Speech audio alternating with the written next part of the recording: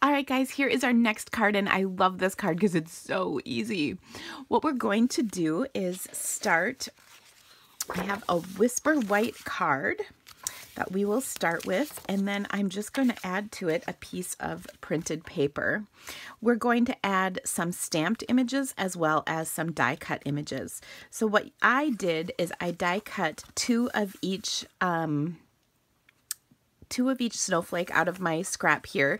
You're going to want to keep those snowflakes tight because you're going to use this for a couple other little pieces later in class, so hold on to the scrap of white. But go ahead and die cut those pieces, and then we'll come back and finish up the card because it's so easy. Okay, so I have a couple tips for you based on my experience. So first of all, here's my scrap paper.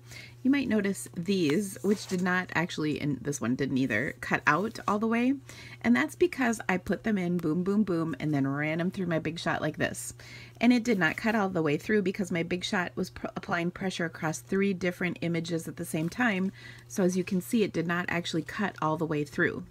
So the next time I did, I ran it through this way. So I put them in boom, boom, boom this way and ran it through the Big Shot going this way. And then that way the pressure was across just one of the framelits at a time, and they cut out perfectly.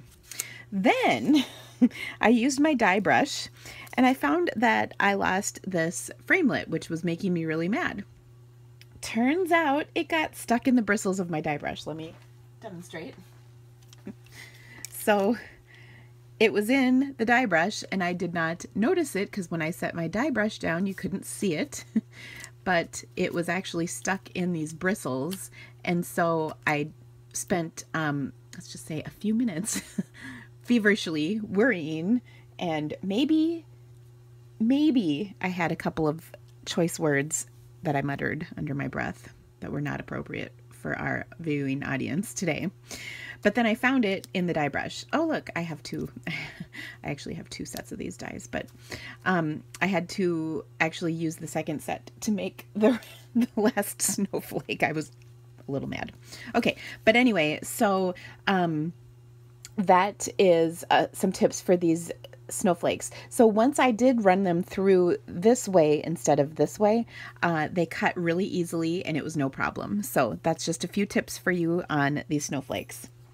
All right, let's put our card together because it really does come together quite simply, and I love the look. So first of all, I'm going to go ahead and adhere my printed paper to my card like so. And then I'm going to do some stamping. I'm using stamps for this card that the sentiment stamps, there isn't really anything Christmassy. So I used Better Together, which I thought I do have out for you to see. So this is the Better Together stamp set. So there's the Merry Christmas and then the coordinating sentiment that goes with it for the inside of your card. I actually switched them out and did the inside sentiment on the outside. But what I want to do is stamp that first sentiment, and whichever one you want on the outside first is fine. But I'm going to stamp that in Night. Oh, I just did Night of Navy, but it was supposed to be Dapper Denim. Oops. Shh, you did not see that. Dapper Denim, no one will know. Okay, so there's my Dapper Denim, and then I'm going to stamp the Merry Christmas on the inside of my card, like so. And then I think I might have added, oh yes, I did add something. I did add I had an extra snowflake. Now this is all coming back to me. Okay, now what I want to do is arrange my snowflakes on my card. So you can see I'm going to have one right here, and I like the idea of kind of spreading them out over overlapping the edges and whatnot. I think that makes it look a little bit more natural because not everything lines up perfectly in nature. Sorry, I just had a couple little bits right here. Oh, one more tip on those snowflakes. Make sure that when you go to run them through, there's no pieces stuck in here. If there are, poke them out because they'll cut better. So if you have any little white scraps, make sure they're out. Otherwise, they don't cut quite as well. All right, so there are my 3 snowflakes. And actually, I almost like, well, I don't know.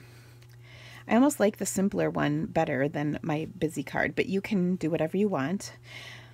Then what I did is I took the snowflake stamped images and then I stamped those on as well. There's also this little image, which I think is technically a lemon or a lime for the drink, but it also doubles as a snowflake. So you be the judge. All right. So I'm going to go ahead and stamp a few of these images on here. I'm going to do one there and maybe one here, and then a couple of these, maybe one up there and another there, and then I'll fill in with just a few of these little circle images because they're kind of cute, like that. Okay, and then I'll put my snowflakes back on here. It's okay if there's overlapping. That is just fine. And then we'll put one right there. And I kind of like that better. It's not quite as busy, but I do like it. Okay, now for these, I'm going to adhere these to my card with glue dots. Again, you could certainly use the silicone mat and the liquid glue. It's just completely up to you. But we're going to embellish the center of each with the glitter enamel dots. And when I first made this card, I hadn't committed to putting in a full package of the enamel dots, so I actually used perfect white accents on my card. But I think the I